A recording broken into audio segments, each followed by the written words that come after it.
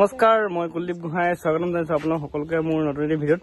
আৰু আজি গৈ আছোঁ যাওঁ শিৱসাগৰলৈ, আৰু কিয় গৈছোঁ আৰু কোন গৈছে লগত দেখাইছোঁ আপোনালোকক। ৰ'ব কচোন ক'লে গৈছোন কৈ দে এতিয়া। শিৱসাগৰ নাজিৰা কেলৈ গৈছোন কৈ দে। ইণ্টাৰভিউ এটা আছে। বৈ এতিয়া আমি গৈ থাকোঁ। আৰু এতিয়া আমি এপেত গৈ আছোঁ। প্ৰথম আমি যাব লাগিব নিউ তিনিচুকীয়া জংচন, যোনটো সিজুগুৰিত আছে, তালৈ গৈ আছোঁ।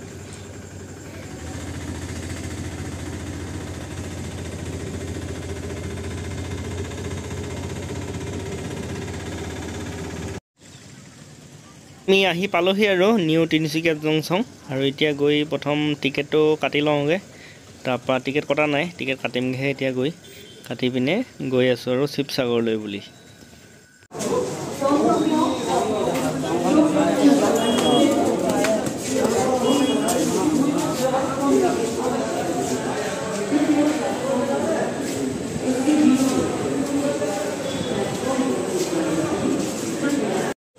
আৰু এতিয়া টিকেটটো কাটি ল'লোঁ। যিহেতু বহুত গৰম পৰিছে, সেইকাৰণে ফেনৰ হাৱা অলপ লৈ লৈছোঁ, বতাহ অলপ লৈ লৈছোঁ। আৰু আপোনালোকেও অলপ হাৱা বতাহ লৈ লওক ভিডিঅ'টোৰ জৰিয়তে।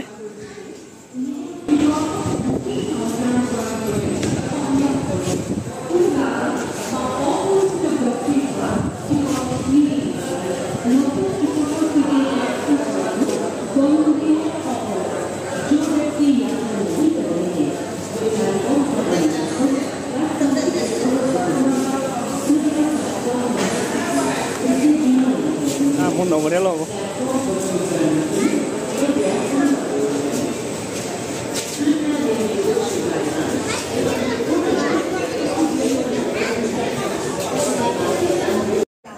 আৰু আমি যাবলগীয়া ট্ৰেইনখন আহি গ'ল, অভত আছাম এক্সপ্ৰেছ। আৰু আমি শিমলুগুৰিলৈকে যাম, যিহেতু ভণ্টি ঘৰ আছে শিৱসাগৰ হাঁহচোৱাত। আৰু হাঁহচোৱাত থাকি পিনে আমি কাইলৈহে যাম ইণ্টাৰভিউ জেগালৈ ভাইটিও। সেইবাবে আজি আমি এতিয়া গৈ আছোঁ শিমলুগুৰিলৈকে যাম। শিমলুগুৰিৰ পৰা শিমলুগুৰি জংচনত নামি দিম আৰু তাৰপৰা ভণ্টি ঘৰত যাম। আৰু এতিয়া চবফালে খালী খালীয়ে হৈ আছে বাৰু, ধুনীয়াকৈ বিন্দাছ জেনেৰেল টিকেটত আজি আমি বহুত বিন্দাছকৈ যাব পাম।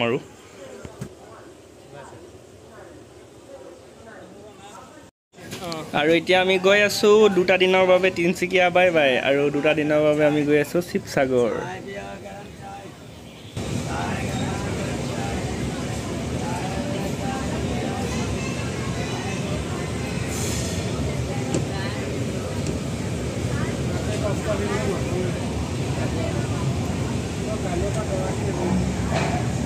আমি পূৰা বিন্দাছ আৰামছে গৈ আছোঁ জেনেৰেল টিকেটত, পূৰা খালী খালী।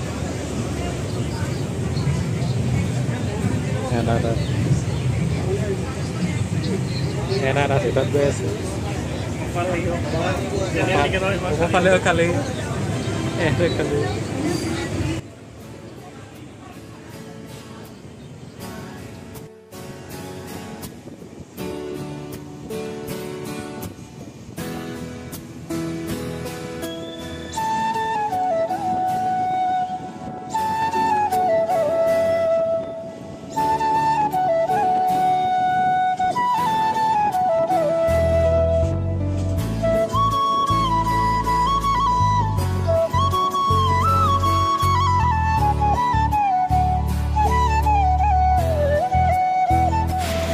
সেউজীয়াৰ প্ৰকৃতিৰ মাজে মাজে গৈ আছোঁ। ইমান ধুনীয়া এটা পৰিৱেশ, চাওকচোন আপোনালোকৰ ভিডিঅ'টোৰ জৰিয়তে। ঠাইলৈ লৈ ঘৰ দেখিছোঁ, কিন্তু ঘৰবিলাকৰ ঘাইপথ কোনটো সেইটো বাৰু গম পোৱা নাই, দেখা নাই। আৰু চাওকচোন ইমান এখন বিশাল পথাৰ। এতিয়া যিহেতু খেতিৰ ছিজন আহিছে, সকলোৱে পথাৰত নামিব লাহেকৈ। আৰু জেগাই জেগাই দেখিছোঁ হাল বাই থৈছে ট্ৰেক্টৰে, বা গৰু হাল বাব পাৰে, সেইকাৰণে নাজানো বাৰু। কিন্তু ধুনীয়াকৈ হাল বাই থৈছে, এইবিলাক দেখিছেনে? ধুনীয়াকৈ হাল বাই থৈছে। এতিয়া ধান হেঁচিবৰ হৈছে কঠীয়াৰ পেলাবৰ কাৰণে। মই যিহেতু শিৱসাগৰ গৈ আছোঁ, সেইবাবে আপোনালোককো শিৱসাগৰ চহৰখনৰ বিষয়ে থুলমূলকৈ কওঁ। মানে মই যিমানখিনি শুনি আহিছোঁ বা মই যিমানখিনি জানো, সেইখিনি মই আপোনালোকৰ আগতো কওঁ বুলি ভাবিছোঁ। শিৱসাগৰ অসমৰ এখন ঐতিহাসিক আৰু উন্নত সংস্কৃতি চহৰ, সেইটোতো আপোনালোক সকলোৱে জানে। আৰু শিৱসাগৰ পুৰণি নাম আছিলে ৰংপুৰ। আহোমসকল, আপোনালোকে আহোমসকলৰ কথাটো শুনিছে। আহোমসকল 1228 খ্ৰীষ্টাব্দত অসমলৈ আহিছিলে চীনৰ পৰা, অসমৰ পাটকাই পৰ্বত পাৰ হৈ আহি। আৰু সেই সময়ত অসমৰ বিভিন্ন চহৰত তেখেতলোকৰ ৰাজধানী পাতিছিলে। আৰু তেনেকৈ 1699 চনৰ পৰা 1788 চনলৈকে শিৱসাগৰ চহৰটো তেখেতলোকে ৰাজধানী পাতিছিলে আৰু সেই ৰাজধানী কালচোৱাত শিৱসাগৰৰ বিভিন্ন এলেকাত 50টাতকৈও অধিক দৌল নিৰ্মাণ কৰিছিল আৰু 300টাতকৈও অধিক সৰু বৰ পুখুৰী খন্দাইছিল। কিন্তু ভূমিকম্পৰ আৰু বানপানী তেনেধৰণৰ প্ৰাকৃতিক দুৰ্যোগৰ বহুত কীৰ্তিচিহ্ন নোহোৱা হ'ল যদিও ভালেমানকেইটা কীৰ্তিচিহ্ন আজিও দেখা পোৱা যায়, যেনে ৰংঘৰ, গড়গাঁৱৰ কাৰেংঘৰ, তলাতল ঘৰ, বৰপুখুৰী আৰু শিৱদৌল আদি তেনেকৈ ভালেমানকেইটা কীৰ্তিচিহ্ন বৰ্তমানো শিৱসাগৰ জিলাত আছে আৰু সেইবাবে বৰ্তমানো শিৱসাগৰ জিলালৈ বহুত পৰ্যটক আহে। বৰ্তমানো শিৱসাগৰ জিলাখন পৰ্যটকৰ কেন্দ্ৰবিন্দু হৈ আছে আৰু আপোনালোককো ভিডিঅ'টোৰ জৰিয়তে মই কিমান পাৰোঁ কি পাৰোঁ দেখাবলৈ চেষ্টা কৰিম আৰু আপোনালোকে সম্পূৰ্ণ ভিডিঅ'টো চাই থাকিব। চাই থাককচোন ভিডিঅ'টো।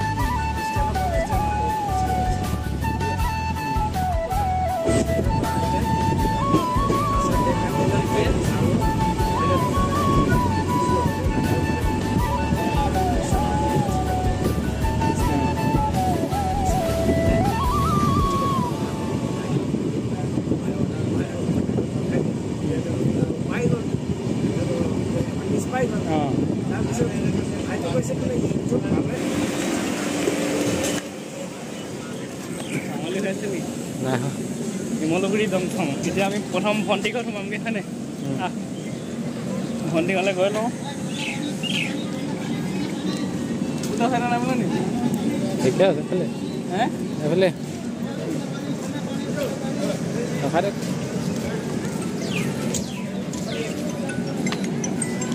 হেল্ল'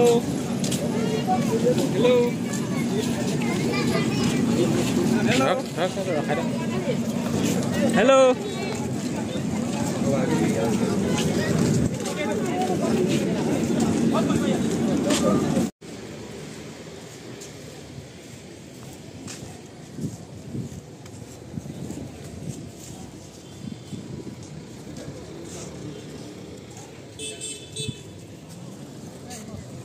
এতিয়া শিমলুগুৰিৰ পৰা অলপ আগলৈ যাব লাগিব। ভণ্টি ঘৰ হাঁচত আগত গাড়ী ৰখি আছে, বহুত গৰম পৰিছে যিহেতু। ভণ্টি ঘৰ পাই লওঁগৈ, পাই মেলি আপোনালোকক আকৌ ভিডিঅ'টো দেখাম। গৈ লওঁ ভণ্টি ঘৰলৈ। ভণ্টি ঘৰ পালোহি আৰু বহুত গৰম পৰিছে যিহেতু আহিয়ে ফ্ৰেছ হৈ ল'লোঁ। ভিডিঅ'টো কৰা নহ'ল, ভণ্টি ঘৰৰ সেইখিনি দেখুওৱা নহ'ল আৰু এতিয়া আমাক ভণ্টিয়ে ফুৰাবলৈ নি আছে। ক'লে নিছে ফুৰাবলৈ? এতিয়া সিহঁতৰ দাদাহঁত আহিছে আমাৰ ঘৰত ফুৰিবলৈ, বৰদলত ফুৰাবলৈ আনিছোঁ আৰু ৰংঘৰত লৈ যাম বুলি ভাবিছোঁ এতিয়া। আমাক ৰংঘৰ আৰু শিৱদৌলত ফুৰাব নি আছে।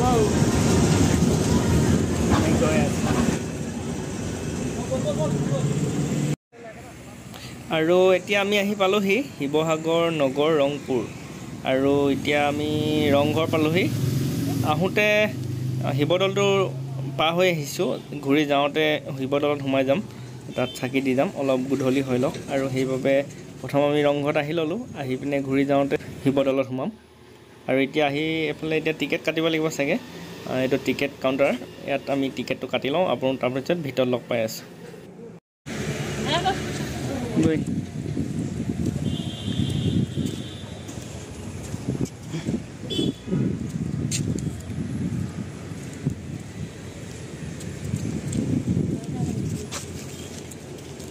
এতিয়া টিকেট কাটি ল'লোঁ, কাটি পিনে এতিয়া পালোহি আমি ৰংঘৰ। আপোনালোককো দেখাই আছোঁ ভিডিঅ'টোৰ জৰিয়তে ৰংঘৰৰ বাকৰি। কি কয় বাকৰি নকয় জানো? গোটেই আছে দে।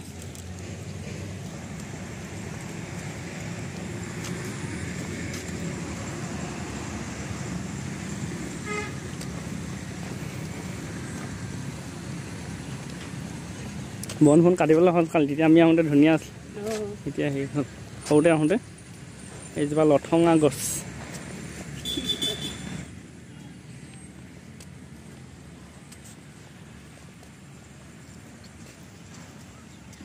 মল্ল জুচ নেকি? হে মল্ল জুচ নেকি বুলি এনেকৈ বাগৰ সেই পেলোৱা বুলি লাগে যে। এইটো মল্ল যুঁজ আৰু এনেধৰণৰ খেলসমূহ উপভোগ কৰিছিলে ৰজা স্বৰ্গদেউসকলে ওপৰৰ পৰা, ৰংঘৰ ওপৰৰ পৰা।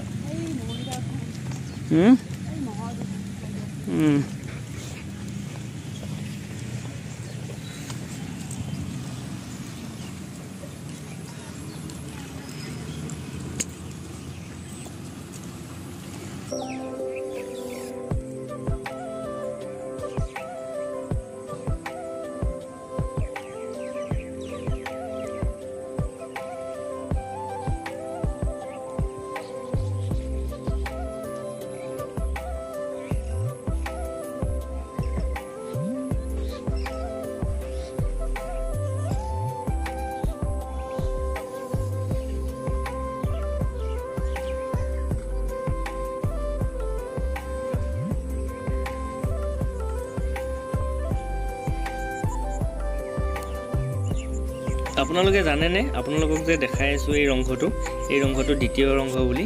আৰু প্ৰথমটো ৰংঘৰ কোনে নিৰ্মাণ কৰিছিলে আৰু এইটো কেনেকৈ দ্বিতীয় হ'ল মই আপোনালোকক কৈ আছোঁ। প্ৰথমটো ৰংঘৰ স্বৰ্গদেউ ৰুদ্ৰসিংহই নিৰ্মাণ কৰিছিলে। তেখেতে চাংঘৰ আকৃতিৰে প্ৰথমটো ৰংঘৰ তৈয়াৰ কৰিছিলে। শাল কাঠ আৰু বাঁহেৰে প্ৰথমটো ৰংঘৰ তৈয়াৰ কৰি উলিয়াইছিলে। আৰু পিছলৈ আপোনালোকে দেখি আছে যে এইটো ৰংঘৰ, এইটো হৈছে তেখেতৰ দ্বিতীয় পুত্ৰ প্ৰমোত্ত সিংহই 1746 খ্ৰীষ্টাব্দত মাটিৰ ইটাৰ তৈয়াৰ কৰি বৰালি মাছ, বৰা চাউল, হাঁহ কণী, মাটিমাহ, অন্যান্য কিছুমান বস্তু সংমিশ্ৰণ কৰি ইটাবোৰ গাঁঠি পকাকৈ দুমহলীয়া বৰ্তমান থকা ৰংঘৰটো সাজি উলিয়াইছিল। আৰু সেই সময়ত হোৱা খেলা ধূলা খেলসমূহ স্বৰ্গদেউ দা ডাঙৰীয়াসকলে ৰংঘৰৰ উপমহলৰ পৰা উপভোগ কৰিছিল। মই জনাত খেলসমূহ আছিলে এনেধৰণৰ: মল্ল যুঁজ, ম'হ যুঁজ, হেন চৰাই যুঁজ, হাতী যুঁজ, সিমানকেইটাই জানো। আৰু ইয়াত মানে আকৃতি সহকাৰে কেইটামান দেখুওৱা হৈছে, এইকেইটা আপোনালোককো দেখাম বাৰু। ম'হৰ যুঁজটো আছে আৰু মল্ল যুঁজটো আছে আৰু এটা হৰিণো আছে। গোটেইকেইটা মই দেখাওঁ আপোনালোকক।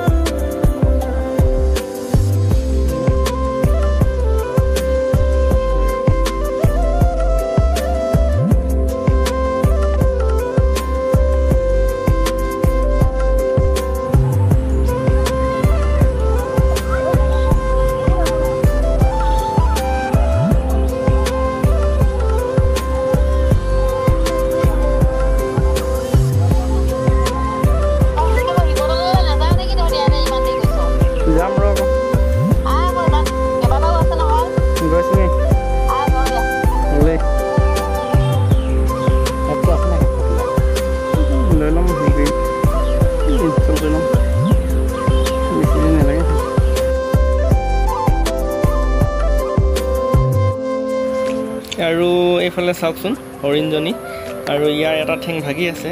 যদিও ই এটা নিৰ্মাণ কৰি থোৱা এটা হৰিণ, তথাপিতো এটা দুখ লগা বিষয়, যিহেতু ইয়াৰ ঠেং এটা ভাগি আছে। ইয়াক দেখিবলৈও বেয়া লাগিছে, সেইবাবে অতি সোনকালে নিৰ্মাণ কৰি দিলে ভাল হয়। আৰু এতিয়া আমি ইয়াৰ পৰা গৈ থাকোঁ, গৈ পিনে আমি এতিয়া শিৱসাগৰ শিৱদৌলত সোমাম।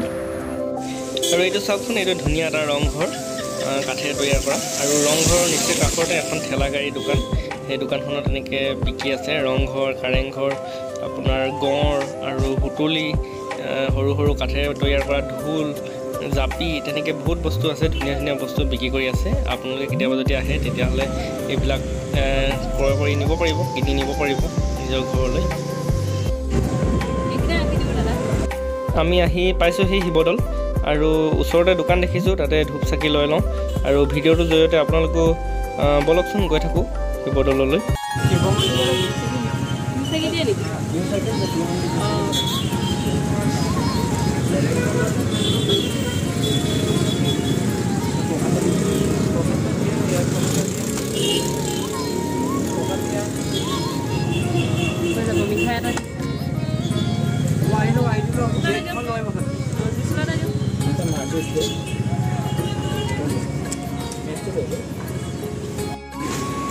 সেইটো টিকেট নালাগে নেকি? আমি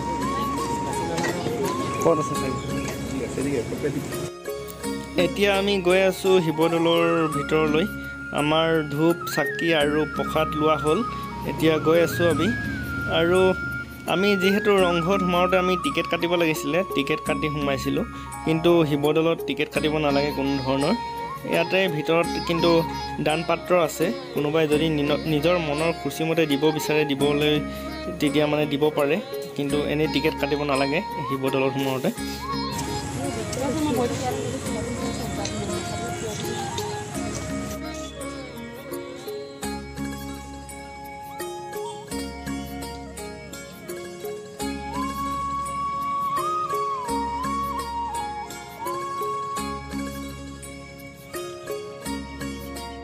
সোমাই দিলে ঠিক আছে। এইফালে চাওকচোন, নিগনিকেইটা ইমান ধুনীয়াকৈ চাউল খাই আছে আৰু এইকেইটা গামলাকেইটাত পানী থোৱাও আছে, চৰাইবিলাকৰ কাৰণে চাগে, পাৰ চৰাইও আছে ইয়াত বহুত। আৰু নিগনিকেইটাৰ কাৰণেও ধুনীয়াকৈ বনাই দিয়া হৈছে, আহি পিনে চাউল খাব পৰা হয় আৰু বহুত ধুনীয়াকৈ সিহঁতি খাই আছে সেই চাউল।